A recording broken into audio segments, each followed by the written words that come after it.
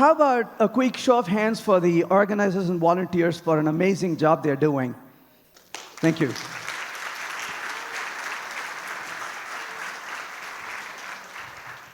Well, it's a great pleasure to be here to talk about things that we all are excited about. So thank you so much for being here this morning.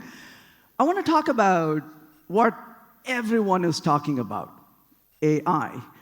But I want to talk about what it is not, and maybe what it is.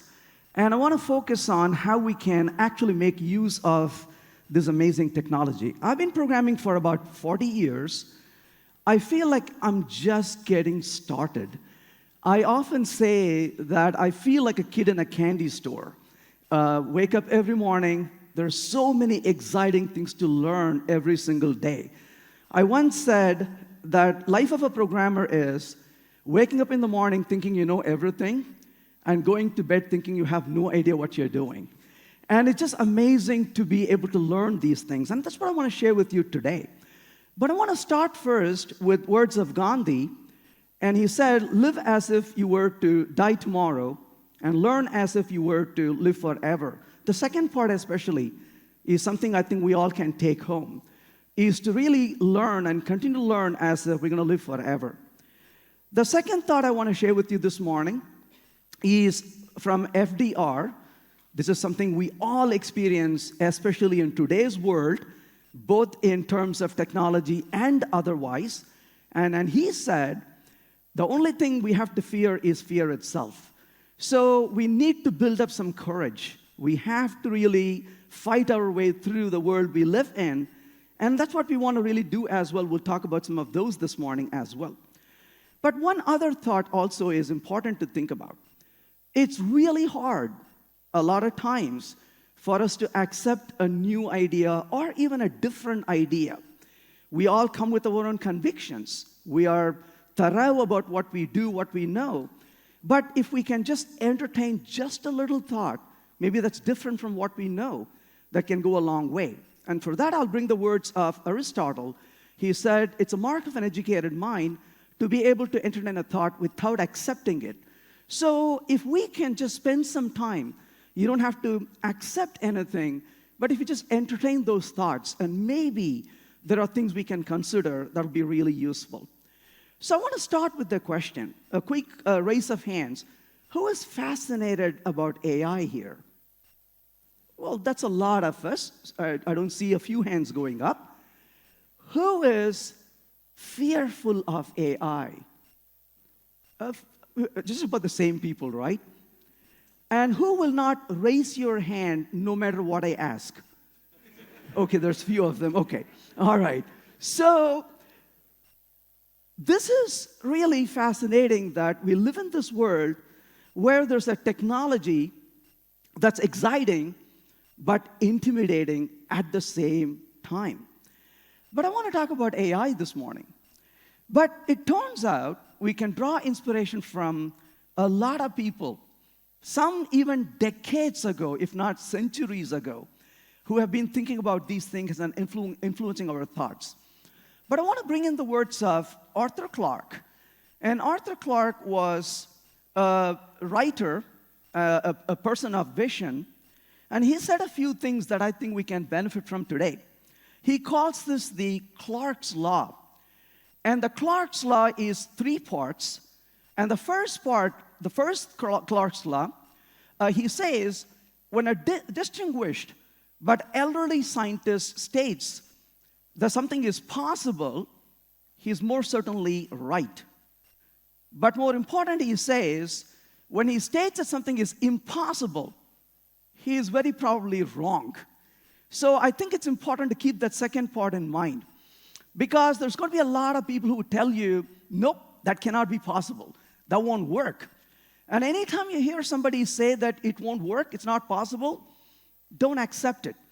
A few months ago, I was working with a young developer, and he came to me and said, why don't we do it this way?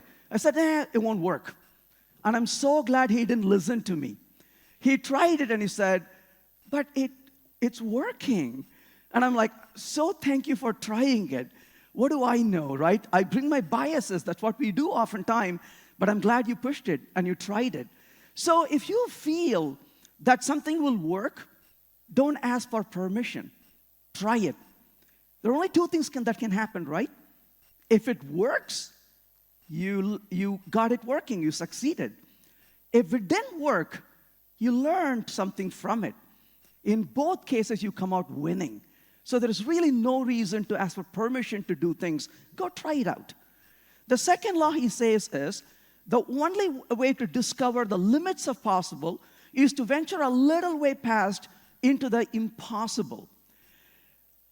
You want to just not stay in your comfort zone. Go to the edge. Just don't go off the cliff, but go as far as you can, because that's where the beauty lies. You can enjoy what's out there by just pushing your boundaries a little bit. And the third law, he says, is any sufficient advanced technology is indistinguishable from magic. How many times have you said that in recent times? You ask AI to do something and you're like, how did it do that? It looks like magic, isn't it? Well, what we don't understand, we feel like it's magic. But that's okay. It's okay to have those emotions as well. But I want to ask the question, is AI revolutionary or is it evolutionary? Because we are living, this is an amazing time to live in. If you wanted excitement, you got it. There's not a boring day today, right? Whether it's fun or not is a different situation, but it's exciting. So the point really is it something that just happened or has it been happening for a while? Well, as it turns out, a lot of people have been working on this for a very long time. Way back in time, Alan Turing talked about machines that can think. Now, this was back in the 1940s and 1950s. You can think about, 70 years ago, if you can think about. Most of us in this room were not even born. I won't say all of us, but most of us, right? And that's a long time ago, and people like him have been thinking about it. He talked about the Turing test. A computer could be said to think if a human interrogator could not tell it apart through conversation from a human being. This is different from what you experience every day. Sometimes you're sitting next to somebody and you're thinking if they're a machine, not a human. This is the opposite. So he is talking about whether this particular machine would pretend so well you cannot tell it apart from a human versus a machine. We're not too far from it, maybe. But the word AI, the term AI for artificial intelligence was coined by John McCarthy in 1956. And that term has been used quite extensively. A lot of research has gone by. We're looking at all the results today, but literally thousands and thousands and thousands of people have worked on it for decades, if you will. And many people, including the 2024 Nobel Prize winner, Hinton as well, have contributed immensely to this field of AI. I would argue that almost every revolution is an evolution for humans, as it normally takes decades, if not centuries, for things to actually happen. So sometimes things feel like they just happened, but very rarely things just happen. It takes a long time. It takes a long time to gain traction. Speaking of traction, we can learn from other historic events as we are looking at another major historic event. So talking about traction, I was curious about steam engines. I think we all can agree that steam engines made a huge impact in our productivity as humans. The way we live, the way we do commerce, everything changed because of steam engine. But as it turns out, steam engines actually took centuries to really gain perfection. It's not like there was a day before steam engine and there was a day after steam engine. And it took literally 200 years to really perfect this. One other human activity that immensely changed the lives of humans was not too far away. If you lived in 1890, the streets would have been filled with horse carriages because we didn't have automobiles back in time. There were no cars. So there were horses and horse-drawn wagons that people were riding on the road. By 1920, that was different. We had automobiles on the road. There were cars bustling around. And you may think about this and say, whoa, there was a day before cars and there were a day after cars. But that was not the case. It turned out that time was 25 years. So if you lived in the streets of the cities in early 1900s, what you would have seen is not horses or the cars. You would have seen both, actually. So both horses and the cars shared the streets for a good 25 years. Now you might say, that's kind of weird, because imagine you had to have horses to go around. There were several problems with horses. Horses left behind things you had to clean up. Anybody want to volunteer to clean up behind the horses? They were smelly. Can you imagine being on the street and horses have gone through and you put your foot, like, what was that sound when I put the foot on it? Why is it so smelly? They spread diseases. And imagine being on a long trip and your horse died. What do you do now? There are so many problems. Horses were expensive. So if you owned a horse carriage, you were not having fun. Yeah, that's what happens, right? Allergies spread through. And I didn't even have to show you a horse, just mention it. You can see that, you can imagine living through those days, right? So essentially the idea is that horses were expensive. Cars were cheap. I know you're thinking, are you serious? Did you see the gasoline price on the street? Well, that's 150 years later, right? But back then, the cars were cheap. The amount of money you would spend to own a car in 10 years was less than owning a horse carriage in 1 year. So people were like, please, take me horses, give me the cars. Then why didn't they change overnight if that's so good? Because the cars broke down as well. They were not reliable in the beginning days. And people were not comfortable getting onto it. And it took a long time, 25 years, that is. Now you may wonder, my gosh, there are people in this room who are maybe as old as me, and they're thinking, I'm getting close to retirement. Maybe retirement is 5 to 7 years, 10 years for me. There are people in this room who are in their 20s. They're just starting their life into software development and other areas. So there's a good mixture of people in this room. And everyone is thinking the same question: what do I do? And something we can learn. As it turns out, that back in time, there were people that were like me, the old guys. And they were really good in riding horses. And they said, forget these cars. They're not for me. I'm going to retire in 5 years. I'm just going to be happy driving those horses. And you know what happened to them? Their salary went through the roof because the young kids don't want to ride horses anymore. So who's going to ride the horses? The old guys. So the people old in this room, here's good news for you. That's why I'm smiling and standing here, because that's awesome, isn't it? So there's going to be more opportunity for you until you retire. And after you retire, why do you care, right? So this is great. You say, okay, dude, you old guy, that's fine. But what about me, the 20-something, the 30-something? What am I supposed to do?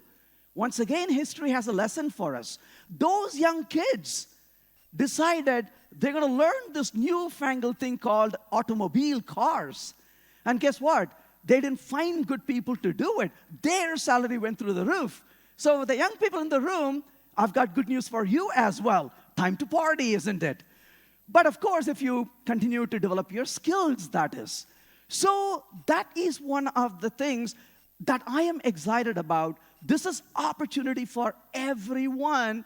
There's nothing to fear about it. So essentially, we see these evolutions through time, I'm sure you've heard the term, best things from sliced bread. Well, sliced bread, who doesn't want it, right? As it turns out, nobody wanted it. Sliced bread took 20 years to become really the sliced bread we talk about. You say, gosh, why?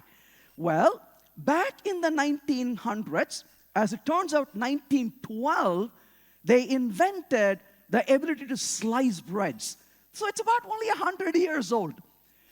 And that prototype got burned down. Don't they tell you? Git commit frequently. If you don't save your backups, things get burned down, right? They didn't have a Git to save it back in time, I suppose, right? So this prototype was gone. They had to reinvent the slicing the bread. And when they did, if you go to a friend's house and they ask you, would you like to have a sliced bread? You would have said, sliced bread? No. Why would I want that? Because what they didn't realize was, when they sliced the bread, it opened up a bigger surface area. What happens when a bigger surface area is exposed to air? It dries up. So sliced bread tasted like sawdust. It's like eating the desk. And people are like, sliced bread, forget about it. I'm just happy having the bread we used to have. This is where the term breaking the bread came about. Humans have been breaking bread for 300,000 years. Now, they left slicing the bread, and their problem was, how do I make bread not go dry? And now they went from physics to chemistry to figure out how to keep the bread fresh after slicing it. So once again, when we solve a set of problems, we discover a new set of problems to solve. That's exciting. Because if you're a problem solver, there is no end to it. Because you just go from one problem to solve to yet another you can focus on. But what is AI really today? You say, gosh, Venkat, AI is artificial intelligence. Yeah. But what is it? I want to share with you my experience as what the word AI really stands for. So, I wanted to ask AI something, and I want to know if it is actually correct, if it is telling the truth. You know, I could ask AI, tell me about Brian. I'm sure it's going to tell me stuff about Brian, but how do I know if it is right or wrong? I got to go ask Brian, is this really right about you? And that's going to take more effort. In fact, it's even worse. By the way, this is one thing I found in my life, which is very amazing. The most number of my friends have named Brian. I don't know why.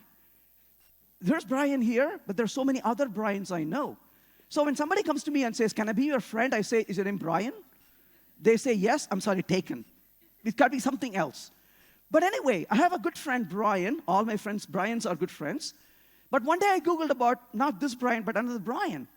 And AI said, Brian was killed in an automobile accident. I literally walked over, thankfully it was in the next room, and I hugged him really hard. He said, I love you too, Venkat. What's happening? I'm so happy you're alive. Because AI just said you're dead. So I was wondering, how can I ask AI something? And I said, ta-da, I can ask AI about myself. Because I know everything about me. And I can see how much AI is telling about me, right? So I said, hey, AI, what can you tell about Venkat Subramaniam? And here's what AI said. It said, Venkat Subramaniam is an Indian-American academic, not bad, an author who specializes in interaction of technologies and society. Ooh, I feel important now.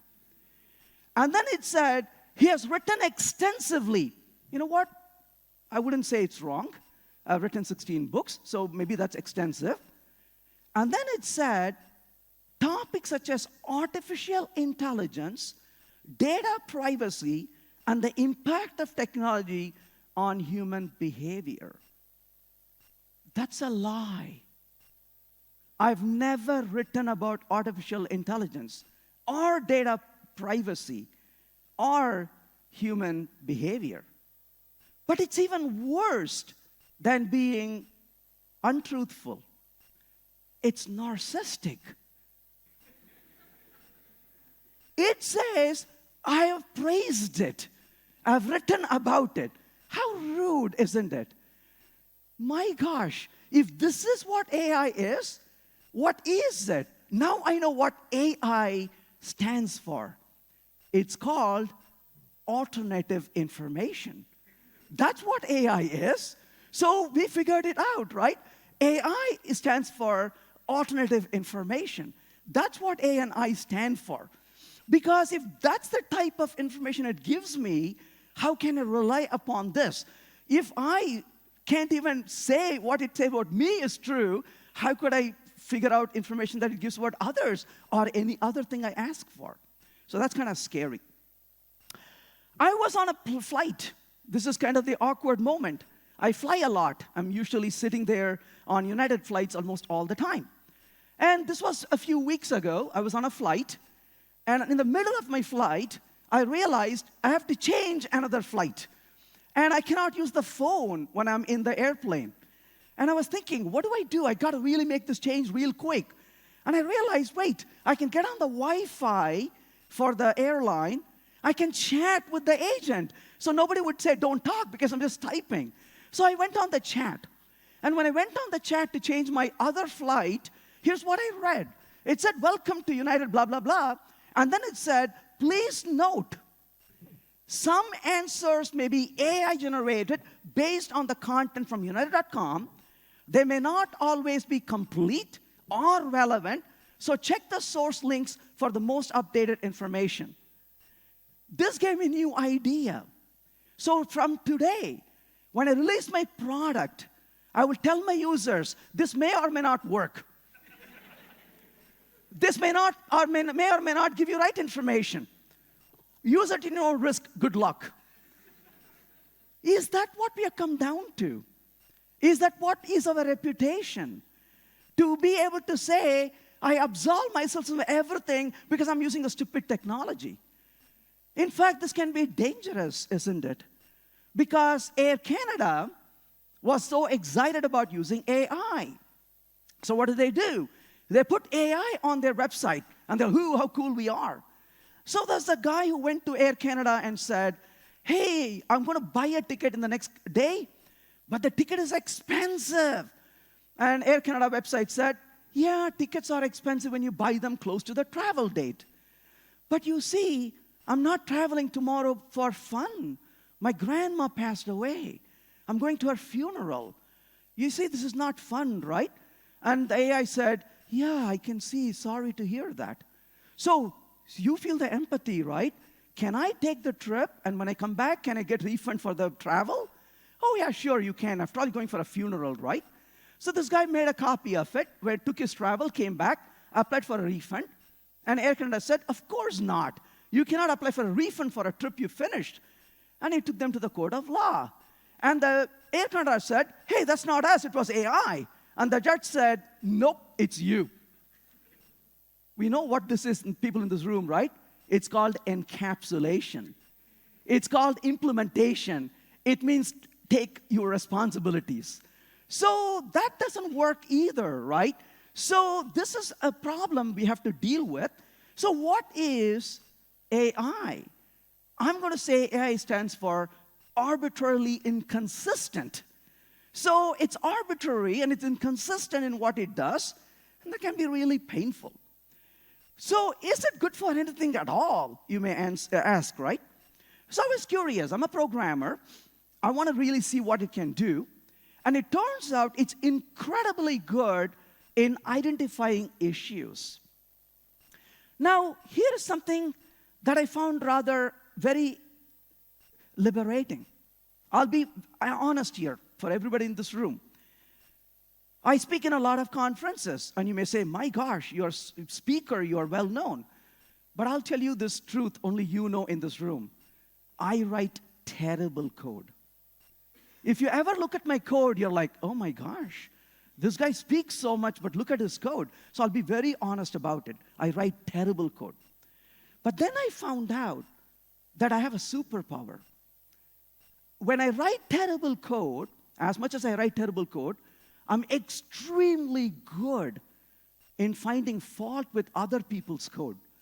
That's my superpower.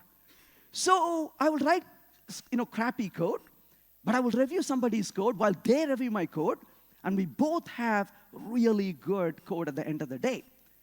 As it turns out, AI is not very different from me. It writes crappy code, but it's really good at finding fault with other people's code. So it can find issues in your code really well, more than writing code for you. That's an area you can benefit from. So I asked AI, hey AI, what could be wrong in this code?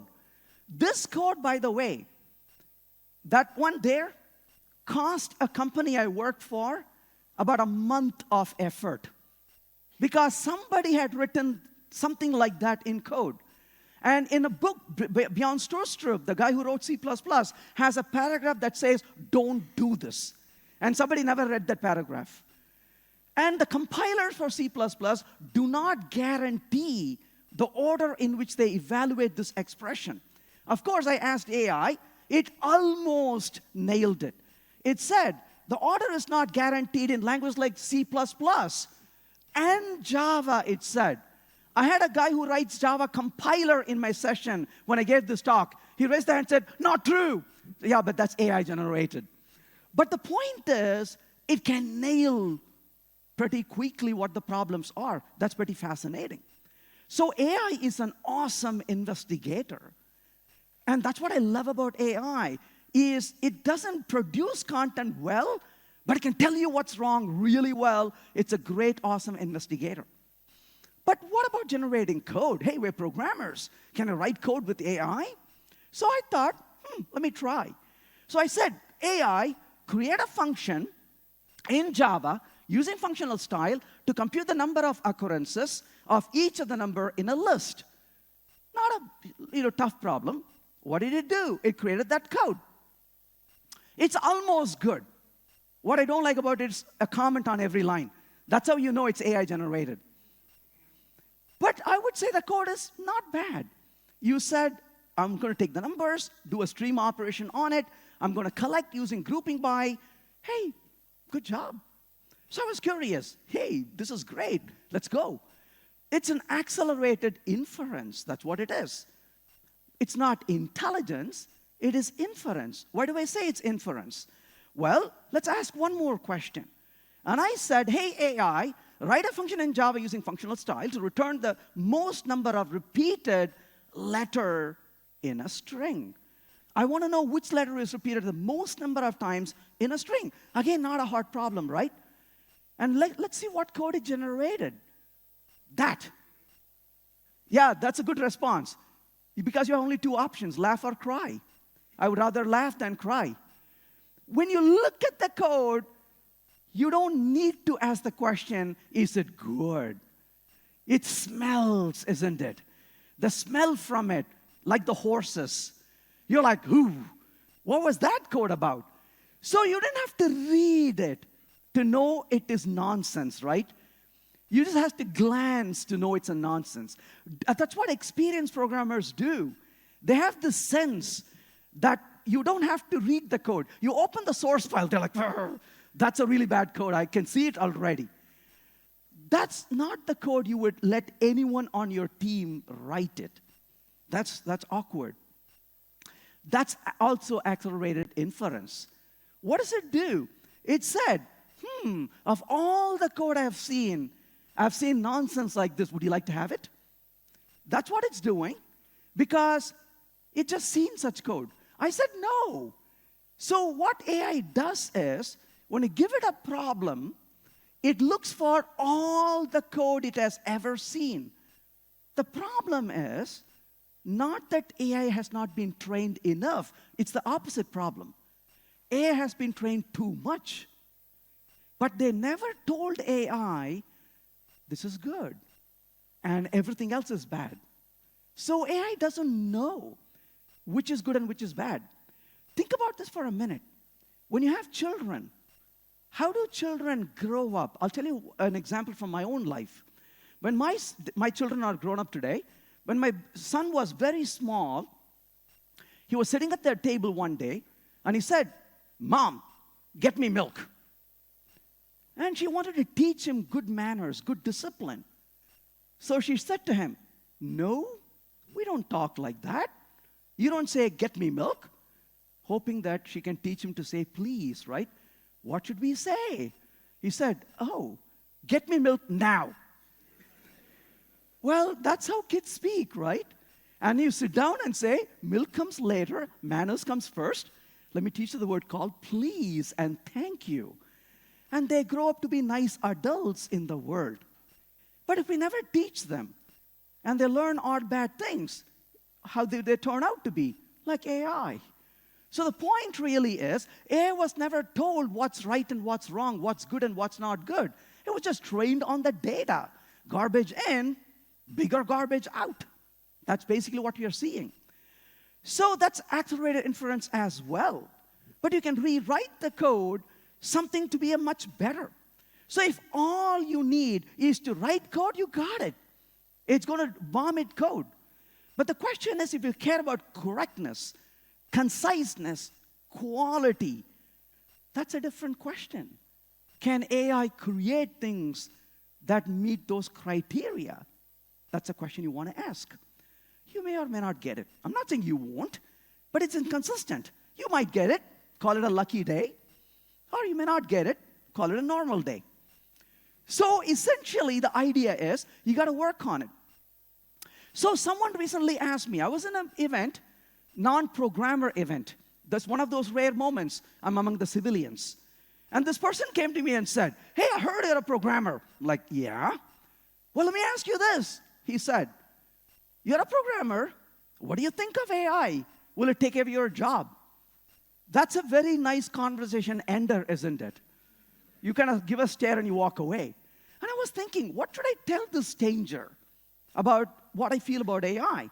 And I suddenly realized I love these kinds of conversations because it brings out what's deep in your conscious mind, right? Subconscious mind.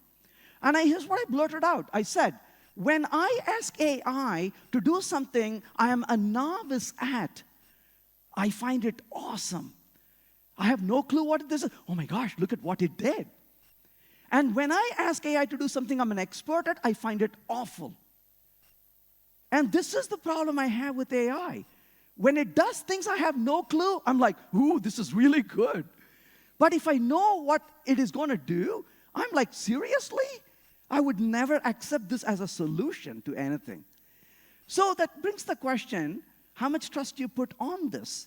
If you look at people who are saying, "Ooh, we don't need any more programmers, we can fire all of them," these are the non-programmers because they have no clue what programming is. I say, keep going, do it, because you'll come back to hire me more expensive later on, after everything goes up in fire. AI is a tool. That's what it is. It's a tool. It's one of the tools that you have in your garage. You are the driver of the tool. The tool is not driving you. It can drive you crazy, but don't allow it. You are the driver of the tool. That's what you are. AI is a tool. Leverage it, but don't put all your faith into it. Some people even ask the question, what should I call AI? Is it he? Is it she? No, stupid. It's a it. It's a tool. That's what AI is. Don't elevate it to more than what it is. It's a program. Don't put fear into it. As one does these days, I was in Amsterdam a few months ago. A manager came to me and said, "Let me ask you a question. I want your opinion," he said. I said, "Fire away. What do you have in your mind?" And he said, "For those who have no fundamental knowledge, will AI cover their back?" That's what he asked me. And I looked at him and said, "I'm really sorry to say, AI will not cover your back if you don't have fundamental. It'll expose your back. That's what's going to happen. You're going to have your back open in public. Because when people look at what you do, they're like, do you have any clue what this actually means? So it may kick your back, a few of our backs. If you're not careful or knowledgeable, then the effect may not be what you may really like. So you got to be very careful about it. So I was curious. I was like, I really want to know what people are talking about AI, right? So I Googled for it. I did a search. I said, tell me about AI to write code. And here's what I saw people say, people talk about. The first thing I saw them say is this: using AI-generated code will make you a bad programmer. Nonsense. You already are a bad programmer. AI tool are increasing amount of bad code. No, there's a lot of bad code already. You can keep going. People keep saying all these things about AI. Everything I disagree. Why? Because here's what I really realized. Humans write bad code. Raise your hand if you think that humans write bad code. Absolutely, I write bad code. I told you that already, right? Humans write bad code. AI was trained on code written by humans. Humans complain that AI is generating bad code. That's called karma, baby. It's a payback time. We caused it. We are the source of problem. So don't point that finger there. It's this, all 5 fingers. We did it. We are the source of this, not AI. Because for decades, what did people tell us? Please write good code. Please write test. What test? Don't create single letter variables that are stupid. What do you mean? It works. And AI is like, payback time, right? So the problem is, we caused it. AI didn't come up with these ideas. AI is stupid. It doesn't come up with ideas. It takes everything and vomits back. That's what it does. It's an accelerated inference. It infers. If you give wrong data, it has wrong inference. If you give bad code, it's got bad inference, bad code. So we caused it. So the problem is not that we didn't train it enough, we did not give quality. So what gives? Should we just give up? No. At least for now, AI is great for ideas, not for solutions. That's my recommendation. Use AI for ideas. Don't use AI for solution. Ideas are fantastic. You want more ideas, not less. But to me, solutions are very different than ideas. I want 100 ideas, but I want to take the time to figure out the right solution. I don't want to rush into it because solutions have consequences to what I do. So solutions may carry a larger burden. We have accountability, reliability, correctness, maintainability. I invite strange ideas, but I don't want art solutions. And so AI is fantastic for ideas, not for solutions today. In the long term, though, that's my short-term view, AI is a black swan. What's a black swan? Black swan are events that you never, ever expected, but it changes everything around you. By the way, there are good black swans. There are bad black swans. Good black swans, Google, the mobile technology. Bad black swans, JavaScript. So anyway, there's a lot of things out there that change the world, the way we live in. AI is a black swan. Every single human endeavor has started with failures and misstep. We humans cannot even walk, take our first step without falling. Have you ever done anything, everything, anything, where things didn't fail when we started? That's us, that's humans. Why should what we create be any different this time around? So when AI doesn't work, ta-da, that's what we do. We never get anything working first time, but eventually we get there. Airplanes didn't stay in the sky. We're still struggling with some of these things, but airplanes are still, given all the things going on, airplanes are still the most reliable way to move around for a greater distance as well. But that took decades to get better and to start relying on it. Decades ago, we had a healthy dose of suspicion about compilers. We didn't trust compilers. You probably could have been in this room about 50 years ago, and somebody is saying, oh, we got this compiler. It will never write code as good as me. People didn't believe in compilers. Can you imagine now walking to somebody and saying, we don't need compilers. I can write machine code really well. right? Dude, you need to belong somewhere else, not in this room, right? The point really is, that's not true. We believe that compilers are fantastic today, but that didn't happen just because we wanted it to be. Compilers had to grow. There is research papers after papers where people talking about this thing in the future called compilers. It's always nice to be on the other side, right? This is time before compilers existed. People are talking about, something called compilers will be there in the future. And somebody's PhD dissertation was on compilers. So you can look at all these different researchers in that area. So we did not become more trusting of compilers over time. No, we didn't. Compilers instead became more performant and reliable, and we started trusting after they become reliable.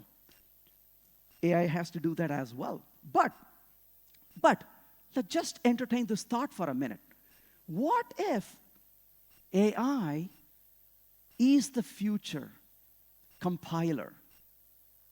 What if AI is the future compiler? So people come to me and say, I wrote this code using AI, how do I change it? No, wrong question. You don't ask compiler to generate machine code or bytecode or CLI and then go change it. That's not what you do. What do? You destroy the program it created, the binaries, and you regenerate the binary. What if we never have to look at the source code? What if you take a problem, give it to AI, you want to change it? Discard the program, regenerate it. Don't open and look at the source code. What happens then? So compilers don't rewrite machine code or byte code. They throw it away, and they regenerate machine code. And what if AI can do the same thing? We will be able to discard the program like we discard the machine code and byte code. Then we look at it very differently. What is the most important part of an application today? You know, as a programmer, I would say, the code I write. With all respect, no. It's the data. Data rules. A company's wealth is in the data, not in the source code, sorry. It's the data that makes the difference. Plus, we have business requirements. What if we can take the data and the business requirements, generate the application using AI, and then when the requirements change, we don't go change the code. We simply destroy the code, regenerate the code. If applications get regenerated quickly, then AI becomes the compiler of the future, just like compilers regen the whole source binary right now. Now, a famous word of Henry Ford, if I asked people what they wanted, they would have said faster horses. Before I go further, I want to emphasize one thing.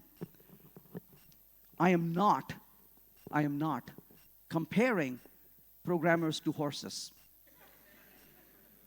I'm a programmer.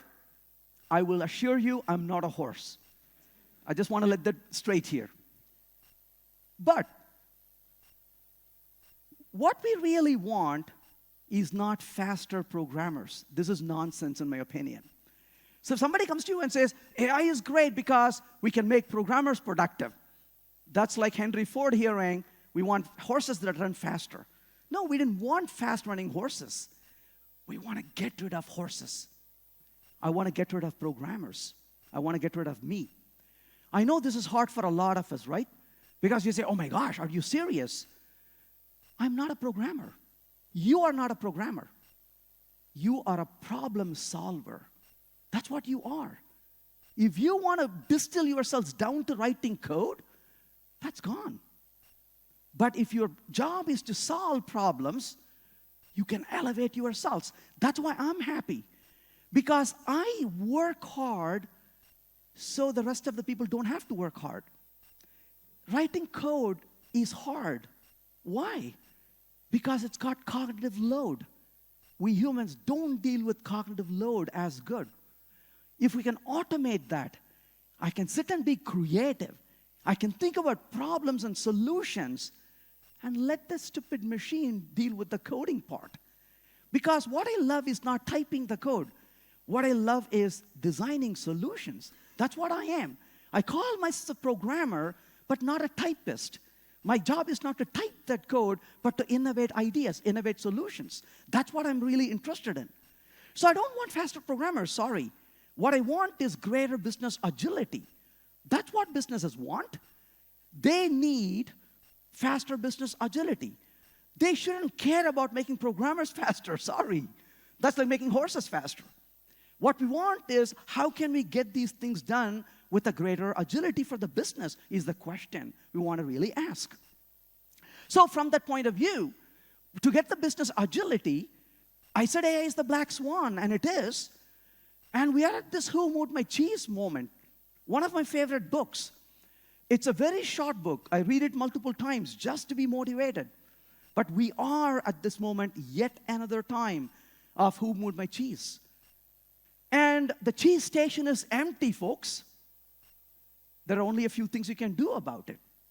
There are 4 characters in this book. 2 mice-like characters, not really exciting, but human characters, hem and ha.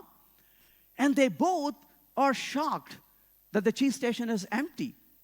But how each one of them respond to this is different. It's your choice, it's my choice, it's our choice. Do we want to be the hem, or do we want to be the ha? That's a choice we have to make. That's what is upon us. And as it turns out, you want to be deciding whether you want to take this ride, or do you want to be swept away by this wave. That's a choice we have to make. But as it turns out, Darwin is often misquoted as saying the fittest survives.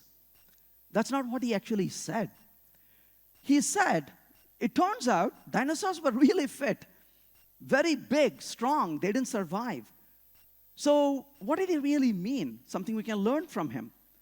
As it turns out, he said, according to Darwin's Origin of Species, it is not the most intelligent of the species that survives.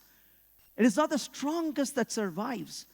But the species that survives is the one that is able to best to adapt and adjust to the changing environment in which it finds itself. The man chose the word really well. You will say, Venkat, I didn't knock on the door and said, bring AI to me. I didn't ask for it. That's why he didn't say where you went, what befell on you. He chose the words very carefully. He said, the environment in which it finds itself. You didn't ask for this. I didn't ask for it. But we find ourselves in it. You have no choice when you find yourselves in a situation, except to find a way to get out of it. Because you didn't come in willfully, but you got to get out to survive. So the question is, what can we do? And he says, you need to adapt. You need to adjust. That's what we are here for, to learn, to adjust, to adapt. So ask not where AI will take us. Instead, ask where you want to take AI. Because this is your moment. This is for you to ride this wave, not to be swept under. So that's what we need to do, is to ask the question, how can we deal with these things? Because this is our moment in time. So if your job is mostly typing code, that part of the job will disappear. If it's mostly problem solving, decision making, inferring context, leveraging proper tools to accomplish those decisions, then delivering the results will be very enriching as we move forward. So your call for action is to skill up, don't fear down. Let me emphasize that. Skill up, don't fear down. Hope that was useful. Thank you.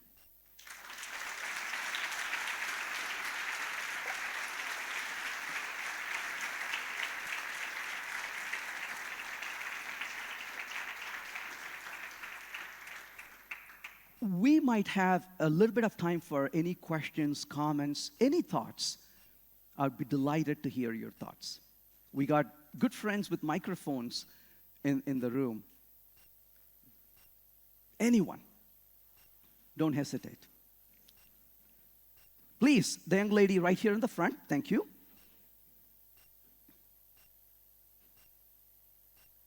Thank you. Hi.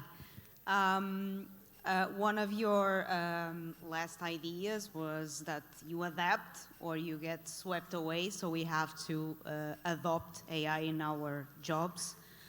How do we deal with the ethical questions regarding it? Because there are a lot of them, and it's very complex. But we get to a point that we really have to, like, sometimes forget about our beliefs and what we would like to do, and we have to, like, forget about the ethical part and just accept and, well, yeah. And Good, very good question. I think one of the things I believe in is to really draw boundaries. What is within reason to do and what is outside of it. If I remove AI from this discussion for a minute, as a person who runs business, I always ask this question: what are the things I would be willing to do and when it crosses the line?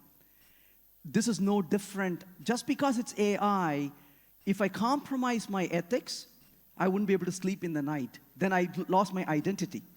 So the key here is to not really compromise on ethics, but to really put guardrails around so that when the boundaries are being crossed, we have trigger points that warn us and we can take corrective measures. Because if we start compromising to the extent because the tool makes it convenient, then I think we lost the game here. So to me, ethics is not negotiable. It is something we need to hold to high grounds. And that same thing in business. I don't do certain things because it's unethical. And because of that, I may lose my business and not get some advantages, but I'm okay to live with that. That's the same thing applies to AI as well. Just because the tool makes it easier, I shouldn't compromise on that as well. We definitely need to put guardrails and be alert about it. You spoke a bit on the level of, like, a business. How do we as individuals who work in a company, what can we do? Can we do anything? Absolutely, there's a lot we can do. And we get pushed when we don't resist. If I am going to come to you and say, do something that's illegal or unethical, if you don't push back, then there's no limits to it. But that's what distinguishes between a worker and a professional. I'm a professional. I have ethics, I have morality, I have moral values. So when my boss or a client tells me to do stuff, I refuse to do it when it's unethical. And if I don't have that, basically the problem is not AI, the problem is me. I don't have the ethics. It's easy for me to blame a tool to say, I did this because the tool prompted me.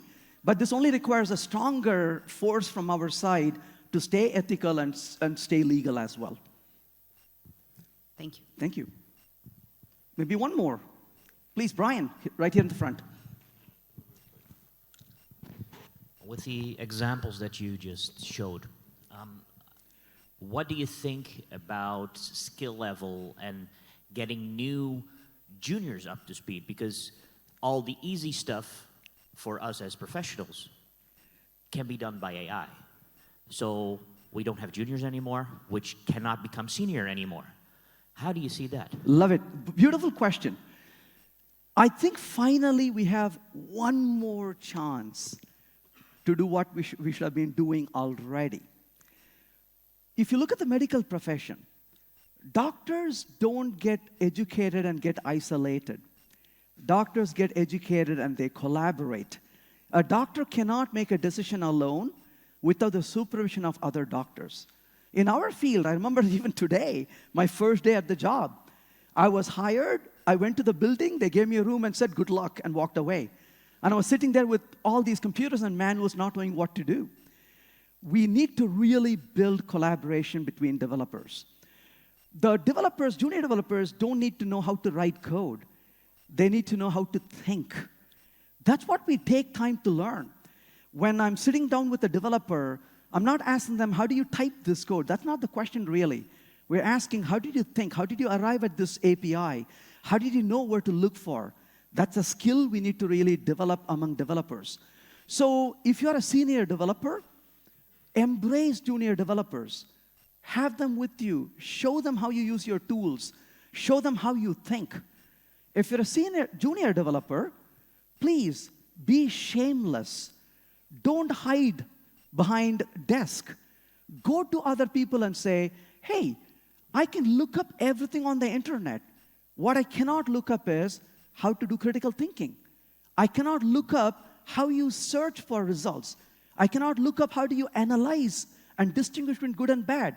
So why don't you talk to me about what's on your mind when you go through this process? Imagine the change we can make very quickly in our field when we collaborate more. Maybe this is just a chance for us to really collaborate and do better in our industry. And I hope we do that more often. Yeah. Please. So thank you for your inspiring talk. Thank you. I agree with you regarding we should focus on problem solving, designing solutions, and having AI help in code generation. But I see a difficulty there, which is the problem of ambiguity in natural language. Because coding is also about removing ambiguity. So I don't see programming in natural language, you have that difficulty about ambiguity. What do you think about that? Yeah, totally. So this is where I think the ability of a programmer to really analyze, ability of a programmer to think, to apply their critical thinking. In a way, if you think about it, imagine I'm a senior developer for a minute, being a little bit more hypothetical here, and I have a bunch of junior developers writing code. I don't have to be physically typing that code because my developers are doing it. But as a senior developer, I do engage in figuring out which is better, which is worse, and then redirect them towards something better. So my skill really is in really removing this ambiguities, to analyze things, and to be able to understand. And to, like the gasp I heard when I showed that code, saying, oh my gosh, that's a bad code. I think that is a skill we need to really apply. If developers, especially junior developers, think that they can use AI to produce code, and if they don't have the sense to know whether it's a good code or a bad code, I think we're in trouble as an industry. I think that's where we need to spend more effort on, is really improve that critical thinking aspects and be able to analyze things a lot better. Yeah. Thank you so much for your time. I really appreciate it. Thanks for joining.